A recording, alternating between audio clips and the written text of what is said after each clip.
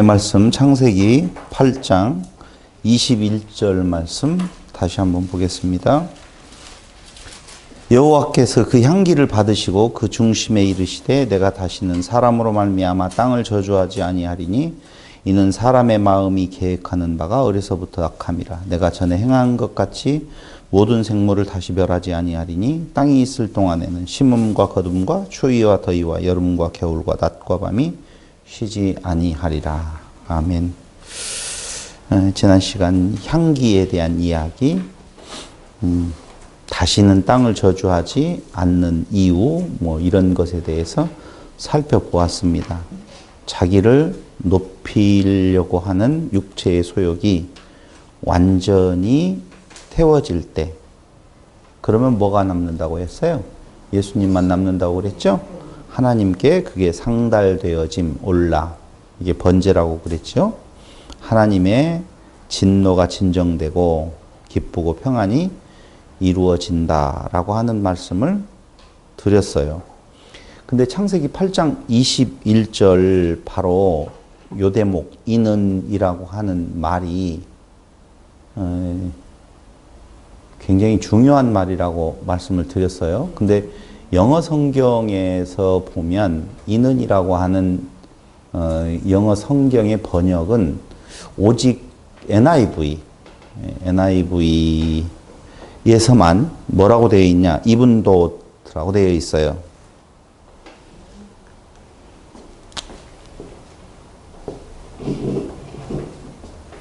even thought으로 되어 있거든요.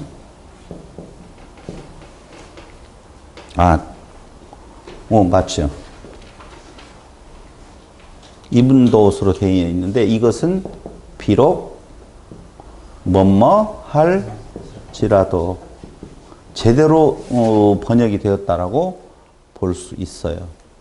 그러니까 이는이라고 하는 이 단어는 왜냐하면 그런 뜻이 아니에요. 비록 할지라도. 보세요.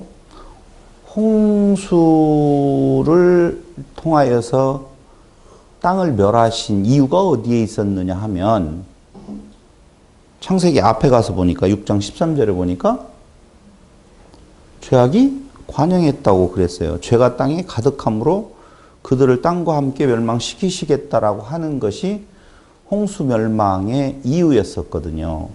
근데 날 때부터 악하기 때문에 멸망시키지 않겠다. 이 말이 안 맞는다. 논리가. 악하기 때문에 모든 자들이 다 죄가 관영, 악하지 않은 자들이 없어요. 그래서 멸망시키는데 날 때부터 악하니까 멸망시키지 않겠다? 이건 이 말 자체 6장 13절하고 지금 21절하고에 대한 내용은 8장 21절과는 상반되어진다라고 하는 거예요. 그래서 사람은 홍수 이전이나 홍수 이후나 다 악한 상태로서 똑같다. 악함 때문에 멸하셨는데 왜 악함 때문에 멸하시지 않겠다고 하시는 건가? 말이 안 맞아요. 왜냐하면이라는 것으로 해석하면 안 된다는 것이죠. 이는. 그래서 정확하게 그 글자에 대한 해석은 비록 할지라도 even though라고 하는 방주로부터 새로 태어난 자들이 동물적 속성이 남아있을지라도 악할지라도. 동물적 속성이 있다고 했어요? 없다고 했어요? 있다고 그랬어요. 봐봐요. 방주에서 살아남은 자들의 세 종류가 있죠. 방주에서 살아남은 자들. 1번 노아와 가족. 그렇죠? 2번 정결한 짐승. 3번 부정한 짐승. 있잖아요. 있어요. 세 종류가. 그렇기 때문에 이게 짐승이 아니고 다 사람이라고 그랬어요. 이 이야기를 말씀을 드릴 때. 그럼 그 사람 중에서 육체의 소욕이 있다 없다? 있다. 나는 여기에 속해요? 여기에 속해요? 여기에 속해요? 여기에서 여기로 올라가요. 그게 이제 8장 마지막 절에서 9장 상반 부분이에요. 여기에서 일로 올라간다. 그러니까 비록 태어난 존재가 무엇할지라도 악할지라도 이렇게 봐야 돼요. 정확하게. 악할지라도 동물적 속성이 남아있을지라도 이제 그리스도의 향기를 지닌 존재이니 글로 태어났으니 다시 멸하지 아니하시겠다. 그럼 어떻게 해요? 다시 멸하지 아니하고 누구와 똑같이 되게 하셔요? 노아가 되게 해서 그리고 그리스도가 되게 하신다라고 하는 약속이에요. 이게 해석이 다 됐어요. 그렇죠? 그래서 창세기 8장 22절 땅이 있을 동안에는 그러면 땅이 있다? 아직 땅이 있다? 땅이 최종적인 창조의 결과는 땅이 있어요? 없어요? 이것도 좀 어렵죠. 우리가 너무너무 잘 알고 있는 것처럼 땅과 하늘이 하나 되어짐. 그러니까 땅이 땅으로 존재하는 것이 아니고 하늘이 하늘로 존재하는 것이 아니고 사실 하나 된 하늘로 존재한다. 그 말입니다. 이해됐죠? 그러므로 땅이 있을 동안에는 당연히 땅이 있으면 혼돈, 공허, 흑암 상태에 있어요. 그 상태에서 빛이 당연히 필요하다. 그렇죠? 빛이 있을 동안에 그래서 오늘 제가 330장을 찬양 부렸던 거예요. 일하는 때에 빛의 일하심이에요. 우리가 일하는 거 아니에요. 저 찬송가에는 우리가 일해야 된다는 식으로 되어 있지만 하나님께서 일하신다. 빛이 있을 동안에는 일하신다라고 하는 내용에 있어서 요한복음에 대한 내용을 그렇게 가사로 만든 건데요. 맞아요. 빛이 필요해서 하나님의 일하심인데 땅이 없어지면 안식이지요. 하늘이 되어지니. 근데 동물적 속성이 없어질 때까지 동물적 속성이 없어질 때는 땅과 하늘이 하나 되어질 때까지 하나님의 일하심은 계속 되어진다. 그 하나님의 일하심이 바로 22절 땅이 있을 동안에는 심음, 거둠, 추위, 더위, 여름, 겨울, 낮과 밤이 쉬지 아니하리라 라고 하는 내용이에요. 그러니까 창세기 1장부터 창세기 1장에 나오는 일곱째 날까지의 하나님의 일하심이 계속되어진다. 지금 그 말이에요. 어디에서? 여기에서. 어디로? 노아 쪽으로. 노아는 조금 후에 보겠지만 사람 중에서 제사장급으로 보시면 돼요. 하나님의 말씀으로 양육하는데 제사장들이 선지자들이 어떻게 하나님의 자녀들을 양육시키느냐 하면은 미리 지금 다 설명을 해버리는데요. 어떻게 양육시켜요? 율법으로 양육을 시켜요. 율법으로 양육을 시키는데 율법의 끝으로 양육시키면 죽음이고 율법의 그 뜻, 그 안에 담겨진 본 뜻으로 양육시키면 그게 삶이에요. 영생이라 그 말이거든요. 그래서 오늘 피 이야기가 이제 나오는 것이 피채 먹지 말라 그러죠. 피채 먹지 말라. 근데 예수님은 피를 먹지 말라? 내 피와 살을 먹으라 그러잖아요. 그럼 피채 먹지 말라는 것은 뭐고? 예수님은 먹으라는 뭐고? 이제 그런 내용들이 오늘 이제 풀어지는 내용들이라고 보시면 돼요. 그래서 하늘과 땅이 하나 되어지는 것은 동물적 속성이 없어질 때라고 보시면 돼요. 그런데 보세요. 성경에 보면 남자와 여자에 있어서 남자를 하늘이라 칭하고 여자를 땅이라 칭하죠. 그러죠? 오늘 지금 하는 이야기는 골로새서 에베소서에 대한 힌트가 되어져요. 아주 중요한 힌트가 되어져요. 남자와 여자가 하늘과 땅의 관계요. 예수는 하늘이라면 땅은 교회가 되어져요. 이제 좋아요. 아버지가 하늘이라면 아들은 땅이 되어지는 것이지요. 상전이 하늘이라면 종은 땅이 되어지는 거고요. 그렇죠. 골로새서 다 풀었네요, 이제. 골로새서 뒤에 부분에 이제 다 풀었어요. 절대 인간적인 부분에 있어서 종과 상전 아니에요. 지금 종 있어요, 없어요? 저쪽 나라는 있지만 없는 나라 많잖아요. 직장 생활 안 하는 사람은 종이에요, 상전이에요? 말이 안 되잖아요. 결혼 안 하는 사람은 남편이 없잖아요. 아내도 없고. 그럼 어디 상전과, 아니, 어디가 있어요? 없잖아요. 없다니까요. 그런 거. 그런 거 아니에요. 이게 거기에서, 거기에 해당되어지는 내 말이니까. 나는 결혼해서 지금 남편도 있고 아내도 있고 자식도 있으니까 그 관계에 대한 그거 안 한 사람은 어떻게 그 말씀이 일부분의 사람에게 해당되어지는 말씀을 하겠냐고요. 바울이. 그 중요한 시간에. 절대 그럴 일이 없다라고 하는 거예요. 트랜스젠더는 남자예요, 여자예요? 이거 잘 모르겠어요, 이런 거. 정말 여기에서 지금 말해주고 있는 내용을 우리는 잘 생각을 해보시면 골로새서, 에베소서, 빌립보서 뒤에 신약 성경의 서신서들을 다 풀 수 있는 내용이 지금 나오고 있는 거예요. 그러므로 땅이 하늘에 순종해요? 하늘이 땅에 순종해요? 그걸 뭐 어렵게 생각해요.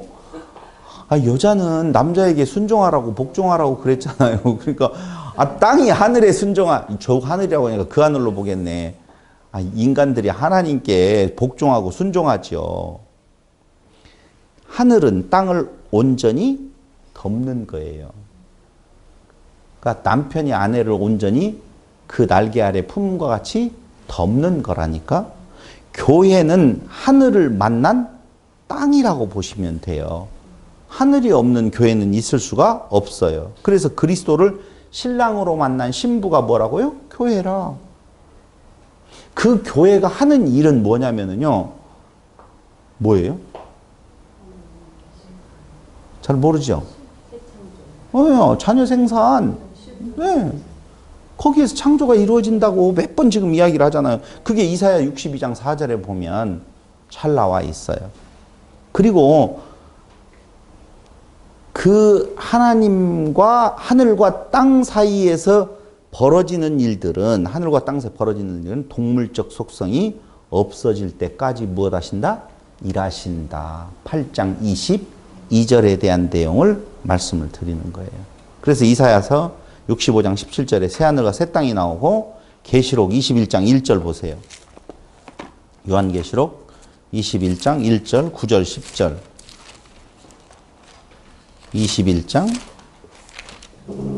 자, 내가 새 하늘과 새 땅을 보니 처음 하늘과 처음 땅이 없어졌고 바다도 다시 있지 않더라. 이게 이사야서의 예언 내용이죠. 없어졌다고요.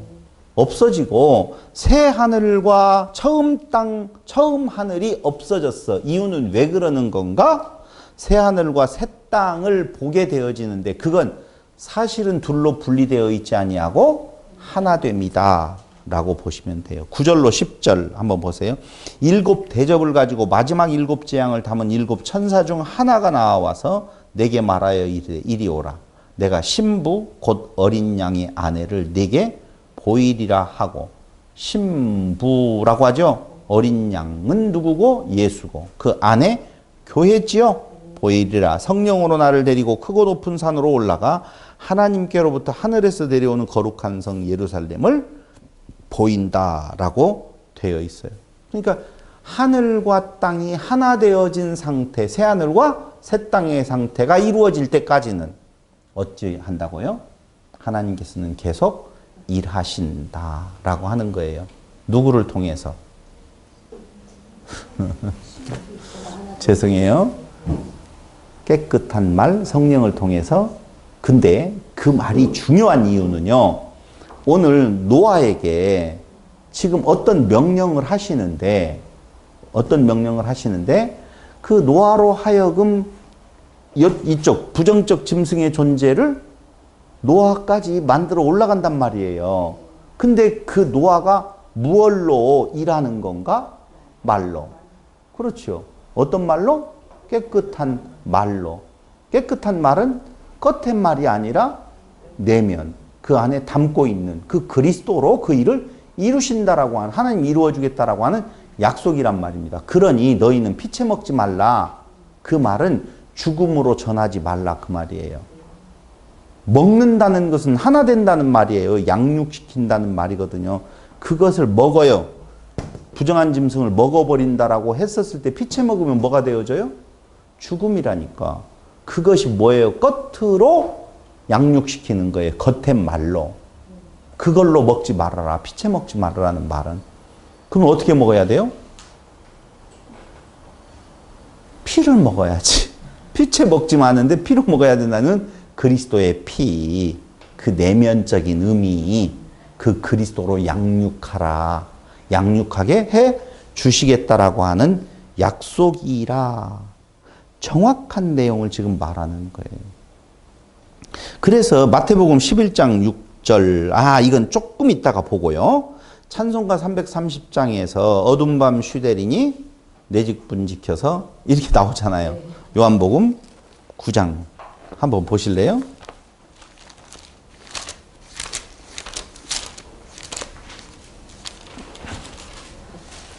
9장 4절 5절에 보면 때가 아직 낮침에 나를 보내신 이의 일을 우리가 하여야 하리라.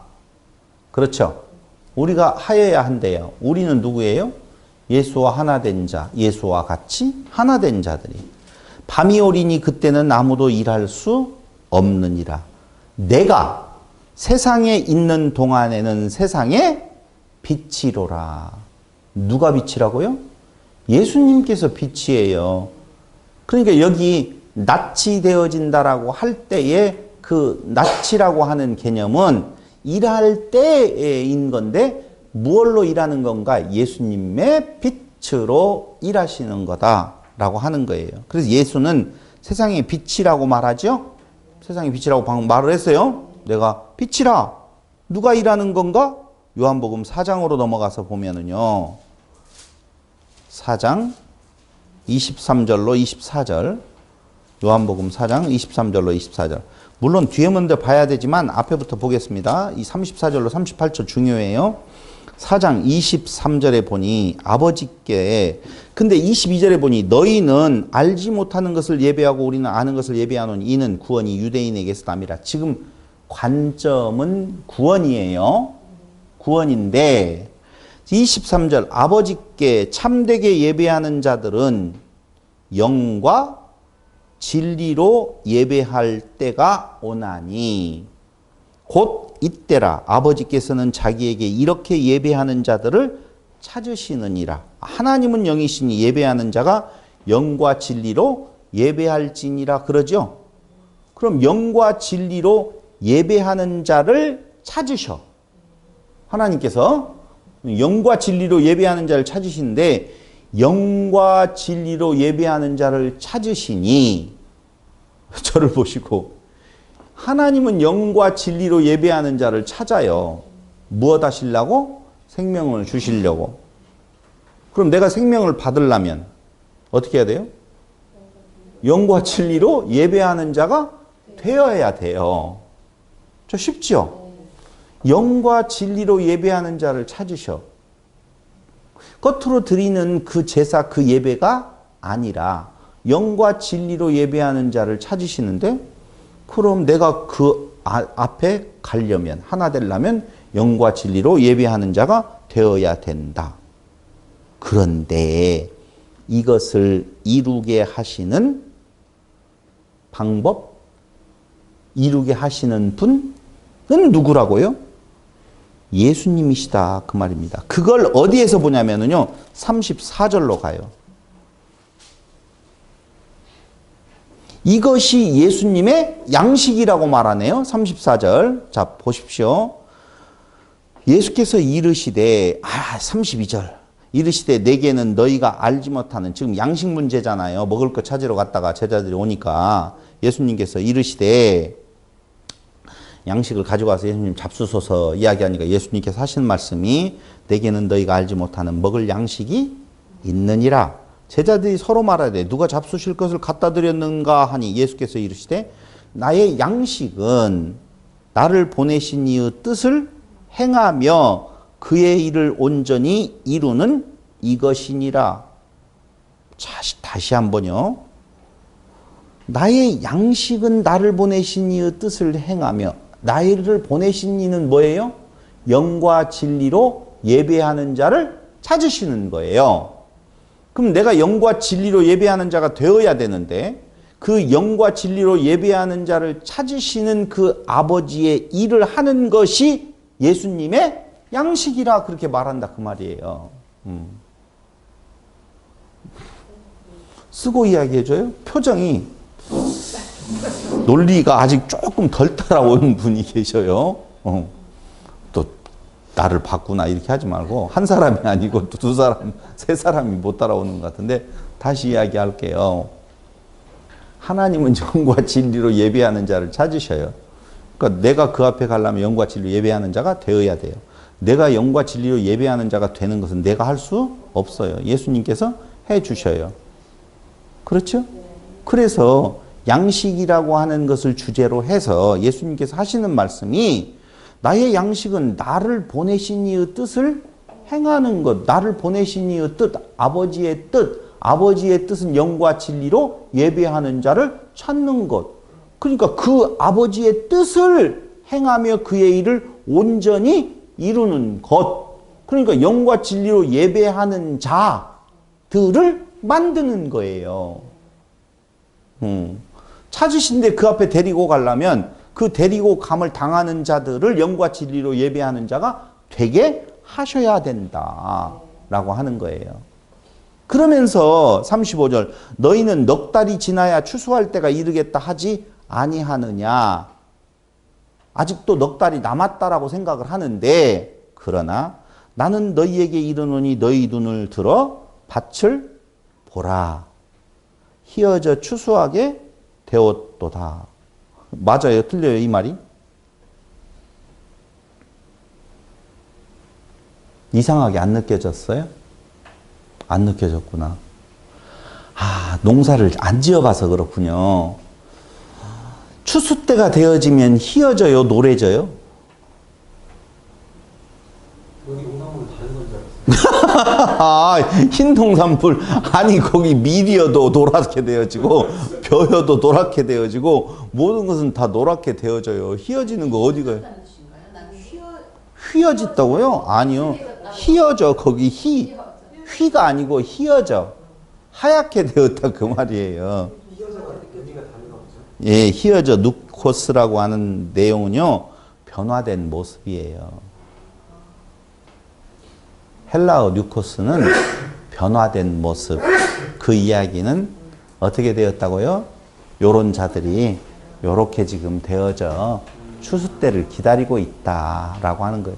그걸 인간들 스스로 한 것이 아니라 내가 와서 나를 믿는 믿음, 그거 피스티스에 의해서 피스튜오 된 자들을 이제 있으니 어떻게 하자? 추수 때다 지금 그 말이에요. 그게 신령과 진정으로 예배하는 자예요. 그러니까 겉으로 드려지는 어떠한 것이 안 돼 있어. 추수 때가 아니야. 근데 추수 때는 언제예요? 예수님 오셔서 내 마음에 오셔서 하나 되어질 때 추수 때가 된 거다. 희어졌다. 변화되었다. 그래서 새로운 피조물이라 그렇게 말을 하는 거예요. 그런 의미예요. 희어져 라고 하는 내용. 그래서 근데 보세요. 이것이 예수님의 양식이라고 말을 하면서 거두는 자가 이미 싹도 받고 영생에 이르는 열매를 모으나니 이는 뿌리는 자와 거두는 자가 함께 즐거워하게 하려 함이라. 자, 뿌리고 거두잖아요. 맞죠? 여기 나오는 것을 보면 뿌리는 자는 누구예요?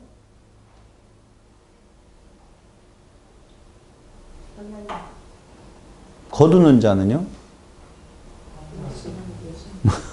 뿌리는 자도 뿌리는 건 예수님이시고 거두는 자는 하나님의 곳간에 드린다라고 해서 하나님으로 여기는 구분을 시켜서 지금 말을 하는 거예요.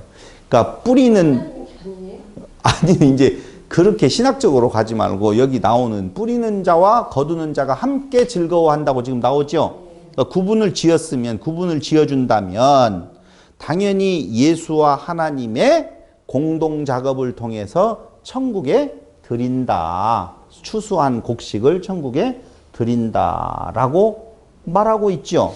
거기에 그렇게 나와 있어요. 그래서 그 일을 위하여서 쉬지 아니하시는 하나님. 아버지께서 일하시니 나도 일한다. 지금 그 말이에요. 아버지께서 일하시니 나도 일한다. 아버지는 무엇 하시고 거두고 계시고, 아들은요 나가서 뿌리고 거두고를 계속 지금 한다 그 말입니다. 영과 진리의 예배자에게만 일어난다 그 말이에요. 이 일이. 영과 진리의 예배자는 우리가 창세기에서 공부했던 이전에 미즈베아흐, 그게 바로 영적 예배라 그 말이에요. 알겠어요? 아니, 제단 이야기하면서 번제 이야기를 했잖아요. 제단, 미즈베하흐. 그랬죠? 그러면은 그것이 영적 예배로서 영과 진리로 예배 드리는 건데, 그 일을 누가 하시는 건가? 하나님과 예수님께서 그 일을 행하신다라고 하는 거예요. 조금만 더 볼까요? 그런 즉 한 사람이 심고 다른 사람이 거둔다 하는 말이 옳도다. 내가 너희로 노력하지 아니한 것을 거두러 보내었나니 다른 사람들은 노력하였고 너희는 그들이 노력한 것에 참여하였느니라. 노력 뭐예요? 코피아노, 헬라어의 유대인들의 노력이에요. 코피아노. 쓸모 있다 없다? 없다. 그런데 너희는 그들이 노력한 것에 참여하였느니라라고 할 때 그 참여했다라고 하는 말은요, 공로 없이 수고함 없이 그 말이에요. 이해됐죠? 그러니까 수고라는 상태의 그들의 노력, 그것은 율법을 지켜 행하려고 하는 거고, 그들은 그걸로 안 돼. 그런데 너희는 그 노력한 것에 그냥 참여, 공로 없이 수고한 것 없이 그 본 뜻을 알게 되어졌는데 누구의 일하심으로? 아버지와 아들의 일하심으로 말미암아. 그럼 우리가 이제 아비가 되어서 다시 일하심이 되어지면 전하는 것이 당연히 공로 없이 은혜로 되어진다는 것을 그리스도를 증거하는 것이다 라고 하는 거예요. 그것까지 충분히 이해했으리라고 보고, 그런 일들이 어떻게 일어나는 건가? 8장 22절에 보니 땅이 있을 동안에는 심음과 거둠과 추위와 더위와 여름과 겨울과 낮과 밤이 쉬지 아니하리라. 이게 바로 창세기 1장의 내용과 같이 이어지는 내용인데요. 다 말할 수는 없어요. 심음, 거둠, 심음, 제라, 거둠, 카치르, 추위, 코르, 더위, 홈, 여름, 카이츠, 겨울, 호레프, 낮, 욤, 빛, 라일인데요. 이 중에 하나 참고적으로만 본다라고 보면 여기 추위에 해당되어지는 코르는요, 코프와 레쉬의 합성어인데요. 코프는 히브리어 알파벳의 20번째로서 소망, 레쉬는요 베레시트 할 때, 알죠? 베레시트 할 때 21번 레쉬는 머리라고 하는 뜻을 가지고 있거든요. 그러므로 소망과 머리가 같이 합쳐진 단어가 추위예요. 이 추위라고 하는 말은 소망으로 잉태되어지는 생명이라는 뜻이에요. 그러니까 겨울이라고 하는 것이 나쁜 거 아니라니까요. 겨울, 그 다음에 여기 뭐라고 그랬어요? 추위. 겨울이라고 하는 추위와 더위. 이게 반복되어지면서 뭔가 어떻게 열매가 맺어지게 되어지고, 그 열매는 어떻게 어디로 가요? 곡간으로 가잖아요. 열매라고 할 때 열매는 뭐라고 그랬어요? 생육. 열매 이야기했잖아요. 많아짐, 번성.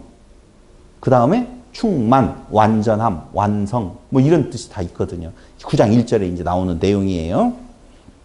더위 홈은요, 8번째 히브리 숫자의 헤트와 플러스 13번째 M인데요. 생명, 헤트는 생명이요. M은 물인데요. 생명이 담겨진 물, 생명이 진리로 담겨진 상태, 영원한 진리를 말하는 거고, 아까 이야기할 때 추위는요, 소망으로 잉태되는 생명, 소망 가운데 임하는 머리, 예수 그리스도를 말하는 거예요. 그러니까 예수 그리스도와 영원한 진리 이 두 가지만 보더라도 예수 그리스도에 대한 영원한 진리의 말씀으로 무엇이 되어진다고요?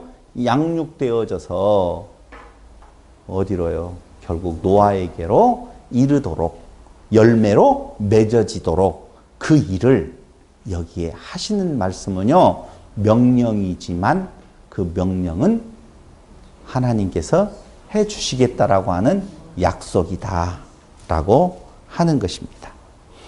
그래서 창세기 9장 1절에 보면 하나님이 노아와 그 아들들에게 복을 주시며 그들에게 이르시되 생육하고 번성하여 땅에 충만하라 그 말이에요.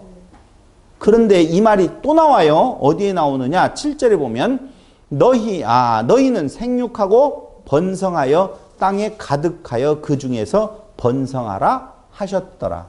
보세요. 이걸 뭐라고? 인클루지오 기법, 봉투 기법이라고 그랬죠? 그럼 그 세워진 그 기둥이 중요해요. 그 안의 내용은 그걸 설명하는 거예요. 그랬잖아요. 그러므로 생육, 번성, 그 다음에 충만인데요. 그 내용이 1절과 7절을 사이에 두고, 아니, 벽으로 삼고 그 가운데 있는 것들이 해석되어져야 된다. 그 말입니다. 그렇게 되어지면 쉬워요, 이제. 쉽다는 말 취소. 잘못 번역될 확률이 적어진다라고 말할 수가 있어요. 근데 그게 생육하고 번성하고 충만하고 또 생육 번성이라고 하는 그 두 개의 중요한 기둥을 뭐라고 성경은 말해주고 있느냐? 복이라고 말하고 있다는 거예요. 복은 뭐예요? 그리스도 하나 되는 것. 다른 말로 하면은요, 또 생명. 다른 말로 두 글자 다른 말로 영생. 자, 한번 찾아보자고요. 복이 무엇인지. 보통 복을 이야기를 하면은요, 물질적이고 현세적인 복에 대한 생각이 가득 찰 수 있어요. 그렇죠? 그리고 실존의 행복을 복이라고 말하는 성경 구절도 많이 있어요. 그런 표면적인 복을 여기에서 말하는 것이 아니라 성경이 말해주고 있는 근원적인 복은요, 무엇을 말하고 있는 건가? 한마디로 말하면 뭐예요? 영생이라. 이렇게 보시면 돼요. 우선 구약 성경에 시편 3편 8절을 한번 보실래요? 시편 3편 8절.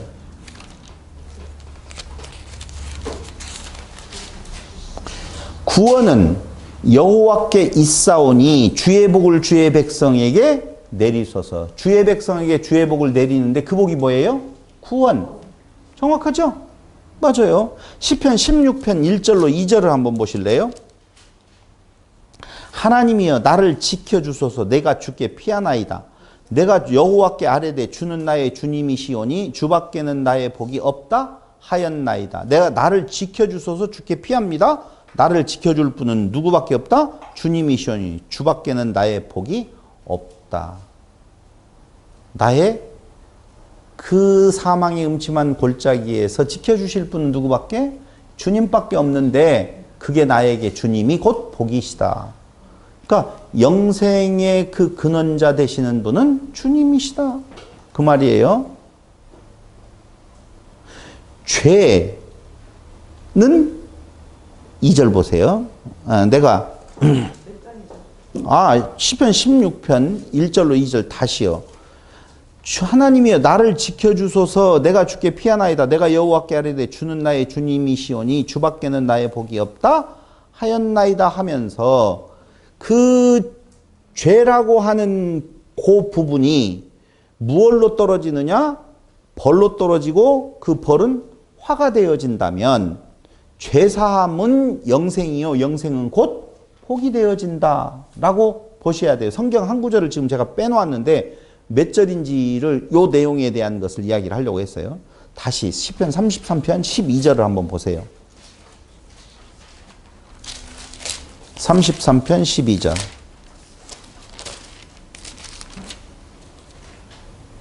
여호와여 자기 하나님으로 삼은 나라 곧 하나님의 기업으로 선택된 백성은 무엇이다? 복이 있도다. 그러므로 가장 큰 복은 복이 있다고 그랬죠? 무슨 복이에요? 하나님이셔요. 거기 그렇게 나오잖아요. 여호와를 자기 하나님으로 삼은 나라 곧 하나님의 기업으로 선택된 백성은 복이 있다. 왜? 복의 근원이 가장 큰 복이 바로 하나님이시니까. 여러분들이 돈을 많이 가지고 싶어요. 그럼 어떻게 하면 돼요? 이병철 씨를 아버지로 두면 돼. 그러면은 그 돈이 내게로 오잖아요. 여러분들이 영원한 생명을 얻고 싶으시면 영원한 생명의 근원자 되시는 하나님을 아버지로 두면 돼요. 그래서 하나님이 영생의 근원자 되신다라고 말씀을 하시면서 정확한 내용을 하나 더 찾아보면 화와 복인데요. 예레미야 애가를 보면 3장 예레미야 애가 3장 38절 예레미야 애가 3장 38절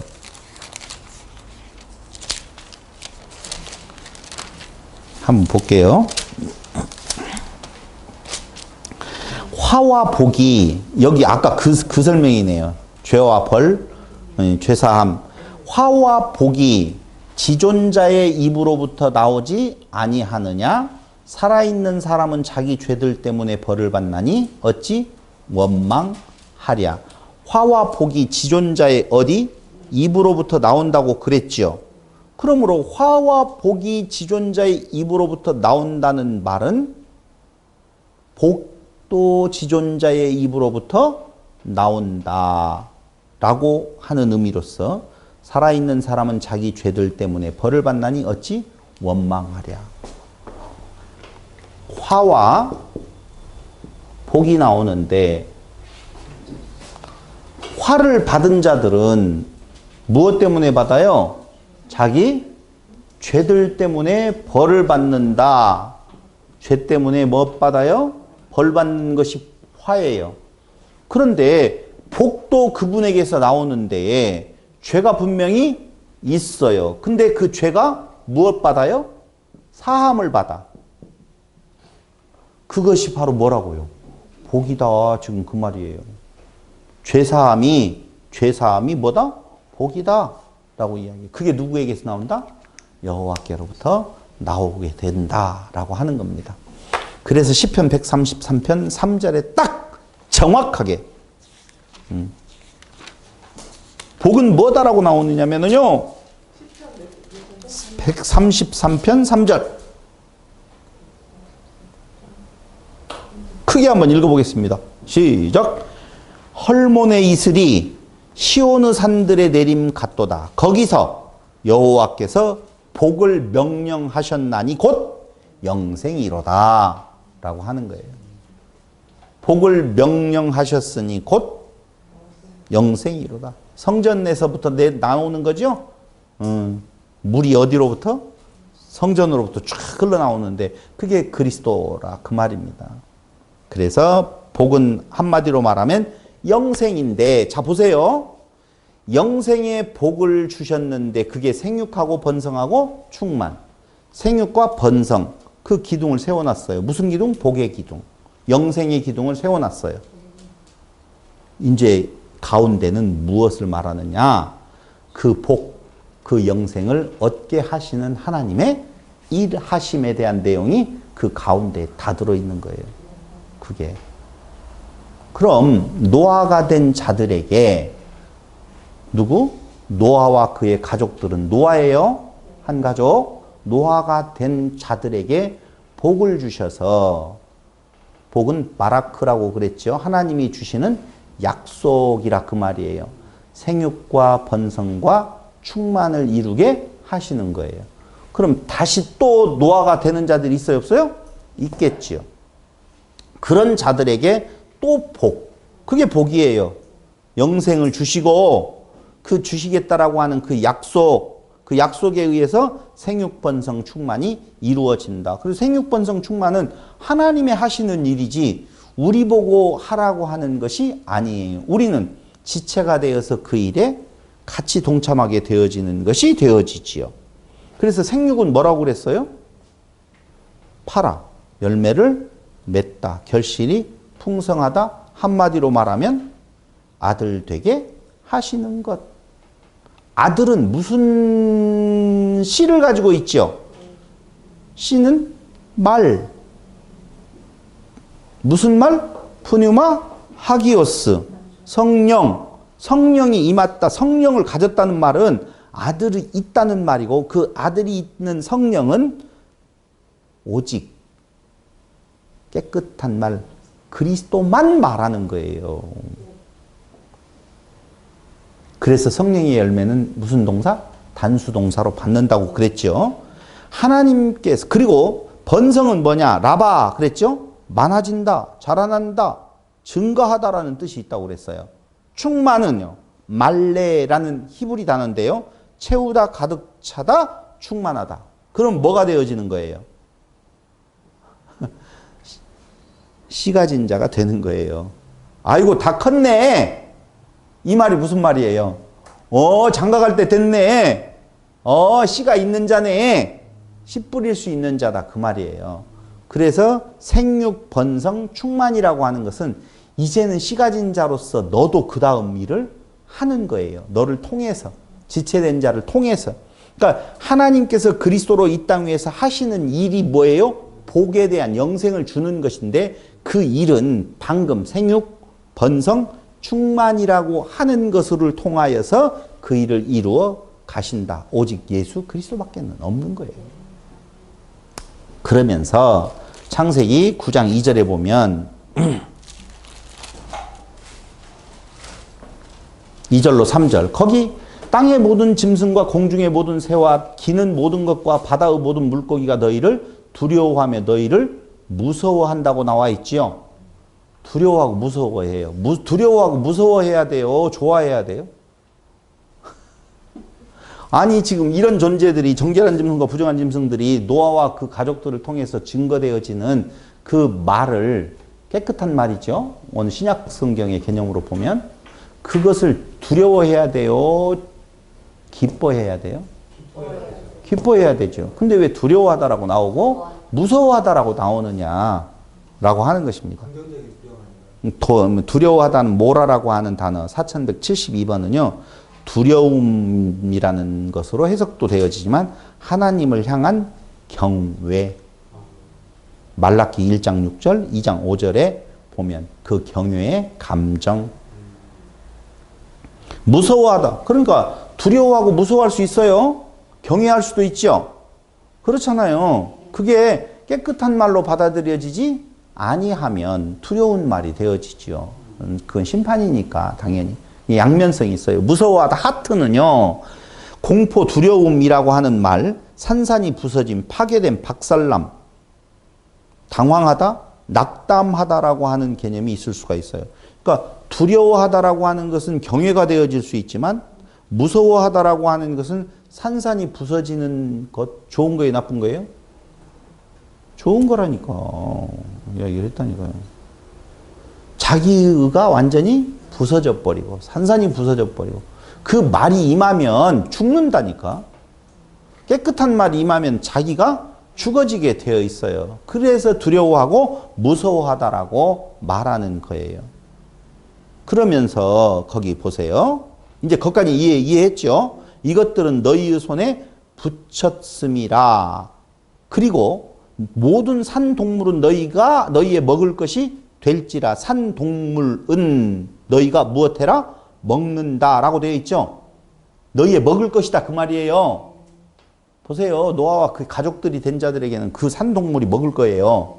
그러니까 이때부터 이제 육식이 허락되었다라고 하는 건데 아니라 그 말이 아니에요. 전혀 그 말이 아니고 먹을 것이라고 하는 오클라는요.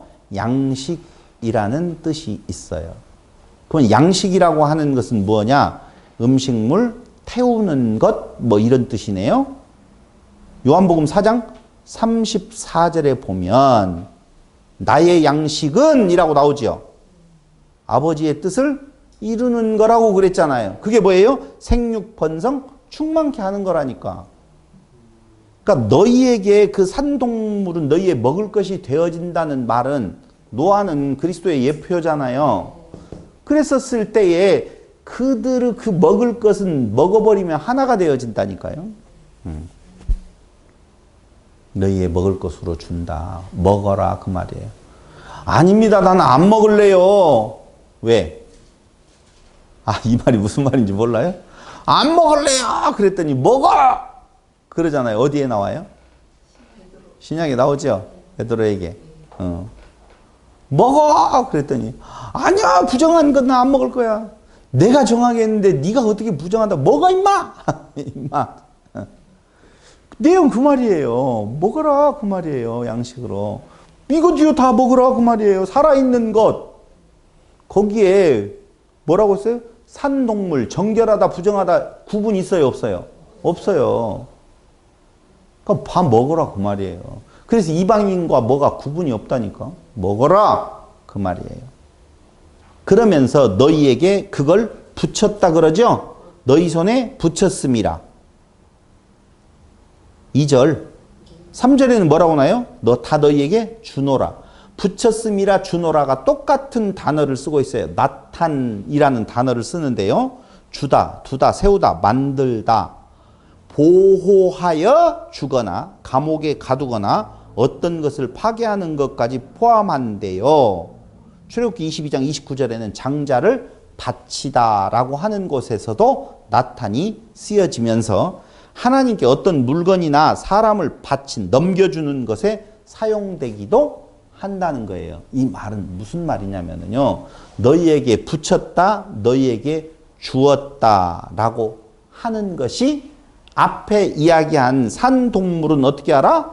먹어라 라고 하는 말하고 같이 붙어 있는 거예요. 이해됐죠? 그러니까 그 안에 보호하여 준다. 감옥에 가두어 둔다. 좋은 감옥, 나쁜 감옥, 좋은 감옥 가두어 두어서 그리고 어떤 것을 파괴해서 그 안에 있는 더러운 것들을 파괴해서 하나 되게 하시는 하나님의 약속이 바로 3절까지의 내용이라 그 말입니다. 태우는 것까지 포함되어 있다고 그랬어요? 그 안에 태우는 거예요. 살 타는 냄새가 좋다고요? 아니라고 그랬어요. 육체의 소욕을 사라지게 만드는 것. 그러면서 이제 4절. 근데 하나 더 찾아보고 갑시다고요. 신약 성경에 마태복음 11장 6절. 이게 복이라고 하는 개념에 대한 내용을 아까 설명을 하다가 신약 성경에서도 몇 구절 찾아보려고 했는데 그냥 넘어갔지만 뭐 조금 돌이켜서 11장 6절에 보면 뭐가 나와요? 너는 기도할 때에 죄송해요. 11장 6절인데 6장 마태복음 11장 6절.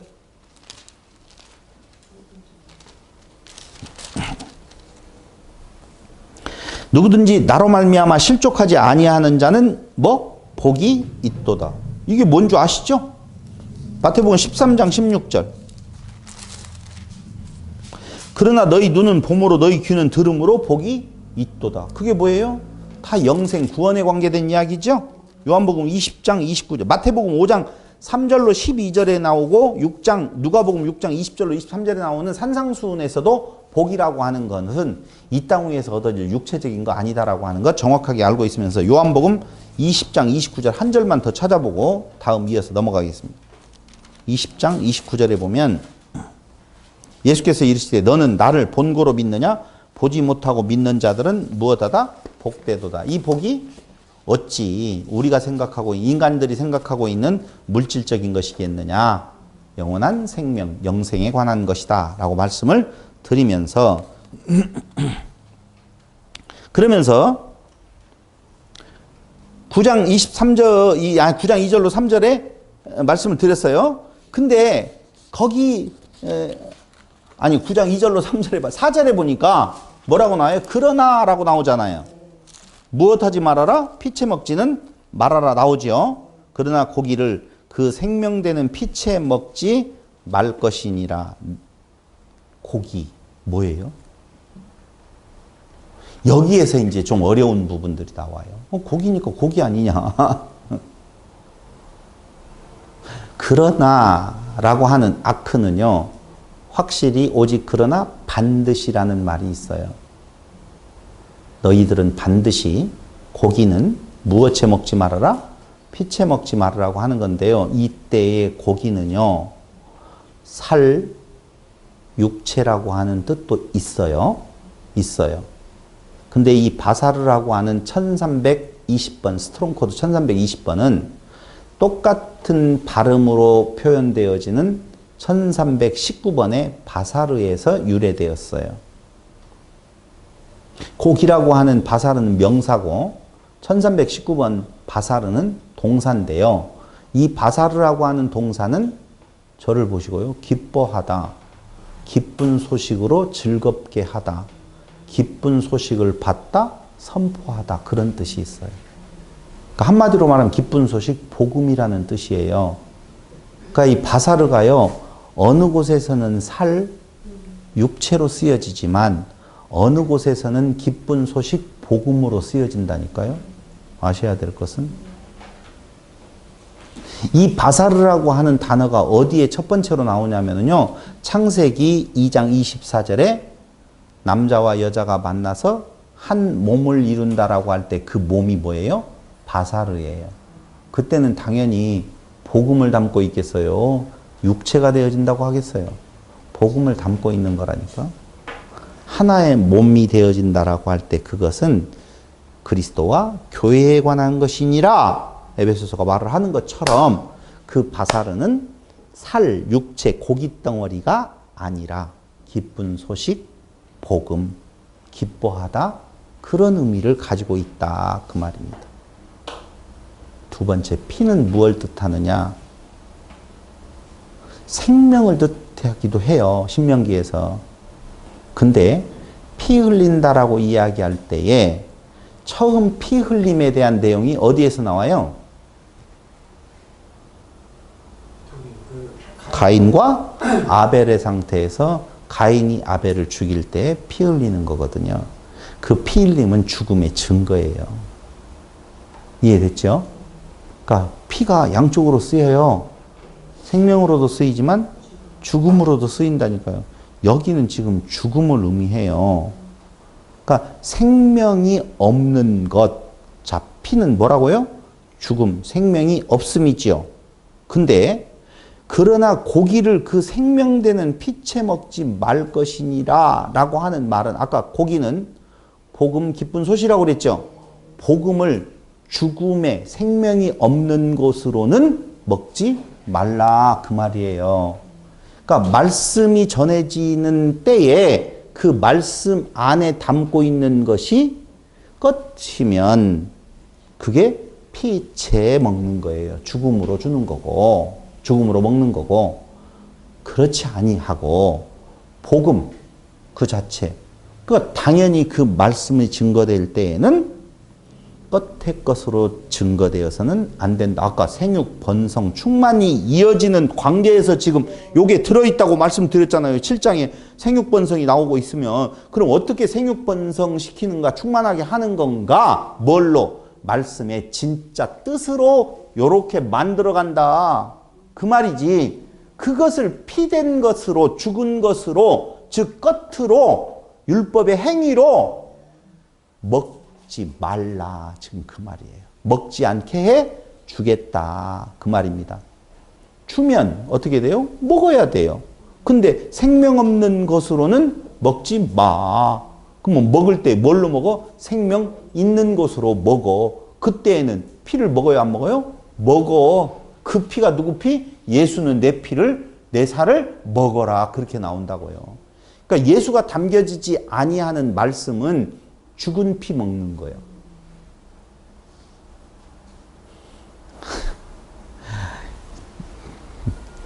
선짓국 먹지 말라는 말이 아니라고요. 선짓국 먹어도 돼요. 그거하고 아무 상관없는 말을. 아니, 거기에다 음식에 있어서 선짓국은 한국 사람만 먹죠? 미국도 유럽 사람들은 안 먹을 것 같아요. 제가 봤었을 때에는. 그런 걸 한국 사람이 나중에 선짓국 먹을까봐 그런 거 먹지 말라는 내용 아니고 또 그러니까 그런 것 말고 이제 잡아가지고 직접 피가 흘리는 거 생혀를 먹지 말라. 그런 거 아니에요. 먹든 말든 그건 건강을 이루기 위하여서 거기에 벌레들도 많이 있다고 하니까 먹지 않는 것이 좋지요. 그러나 여기에서 말하고 있는 것은 그런 말 하는 거 아니다. 그래가지고 뭐 음식을 가리는 데 있어서 쓰이는 구절로 이걸 써먹는데요. 그런 거 절대 아니다라고 하는 거예요. 복음을 다시 말씀드리면 율법의 행위로 먹지 않게 해 줄게. 그렇지. 약속이다. 그 말이에요. 내가 반드시 너희의 피, 곧 너희의 생명의 피를 찾으리니 짐승이면 그 짐승에게서 사람이나 사람의 형제면 그에게서 그의 생명을 찾으리라. 그 말이에요. 이해됐죠? 너희의 피, 곧 너희의 생명의 피를 찾는데 짐승이면 그 짐승, 사람이면 사람 형제면 그에게서 그의 생명을 찾는다. 무슨 피로 먹고 있는지를 내가 찾겠다. 그 말이에요. 죽은 피 먹으면 돼야 안 돼요? 그런 죽은 피 말고요. 율법으로, 율법의 행위로 지켜야 될 것으로 먹이지 않게 해 주겠다. 지켜야 될 행위로 들리게 하면 그는 사망에 이르는 자예요. 그러니까 우리는 지금 어떻게 돼 있어요? 그때 이야기했잖아요. 우리가 적어도 이것이다라고는 말할 수 없어도 이건 아니다라고 하는 부분은 알 수 있다라고 보면 우리의 지켜 행함으로 말미암아 무엇과 생육과 번성과 충만이 이루어질 수 있다. 우리 보고 하라고 하는 것은 아니다라고 하는 거예요. 그럼 생육하고 번성하고 충만하라 라고 하는 내용에 있어서 우리가 이제까지 창세기를 3대 언약 부분에 대한 내용으로 이야기했었잖아요. 생육번성은 뭐예요? 자손. 이렇게 정복하라 뭐 이렇게 이야기를 했잖아요. 근데 여기에서 오늘 시간이 조금 이 중요한 내용이니까 다음 시간 넘기는데 하나 여러분들 사경에 갔다 와서 또 다음 시간이죠. 뭐 여기 다른 사람의 피를 흘리면 그 사람의 피도 흘릴 것이니 이는 하나님이 자기 형상대로 사람을 지으셨음이니라 라고 할 때 요 내용이요. 아주 참 중요한 부분이에요. 중요한 부분이라서 다음 시간으로 넘기겠어요. 단 하나 힌트 하나 드리고 공부를 할 수 있도록 한다면 우리가 창세기에서 하나님의 형상, 하나님의 모양이라는 부분이 나오잖아요. 그게 도대체 뭔가 궁금했었죠. 뭐예요? 하나님의 형상과 모양은?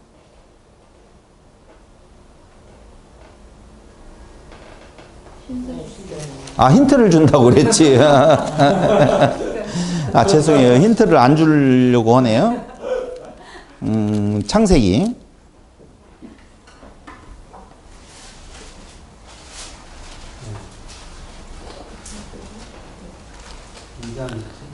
사장. 몇 장이요?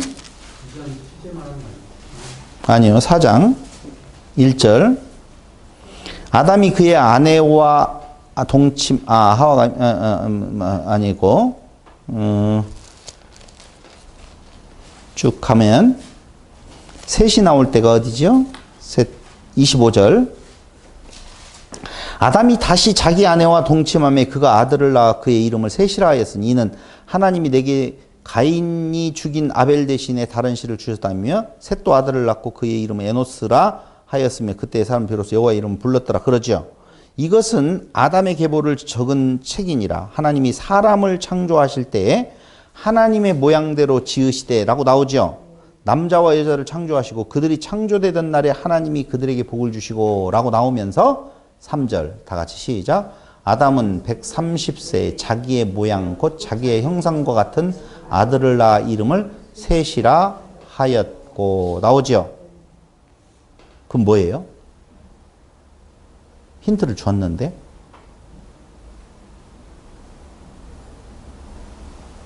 힌트에 힌트를 하나 더 드리면서 오늘 마칩니다. 거기에 형상과 같은 아들을 낳아 이렇게 되어 있죠. 그러므로 형상과 모양은 무엇하고 아들하고 이퀄이에요. 이해됐어요? 그러니까 당연히 사람을 지을 때는 동물적 속성을 가진 자에서 사람이 되어지는 아담은 그쪽으로 만드는 것은 무엇 하려고? 아들과 아버지는 하나. 요 진리를 여러분들이 꼭 생각하고 오신다면 다음번 시간에는 거기 9장에 뭐라고 나와요? 다른 사람이 피를 흘리면 그 사람은 피도 흘릴 것이니 이는 하나님이 자기 형상대로 사람을 지으셨음이니라. 그러므로 생육번성은 하나님의 아들의 생육번성이에요. 창조가 계속적으로 일어나는 것이 되겠지요. 요걸 참고적으로 여러분들 생각하시면서 오늘 시간은 여기서 마치도록 하겠습니다. 기도드리겠습니다. 고마우신 아버지 하나님, 오늘 또 우리에게 하나님의 성령 깨끗한 말로 들리게 하시는 놀라운 은혜를 베풀어 주셨습니다.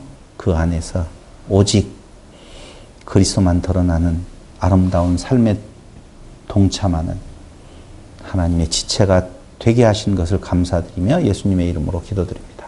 아멘.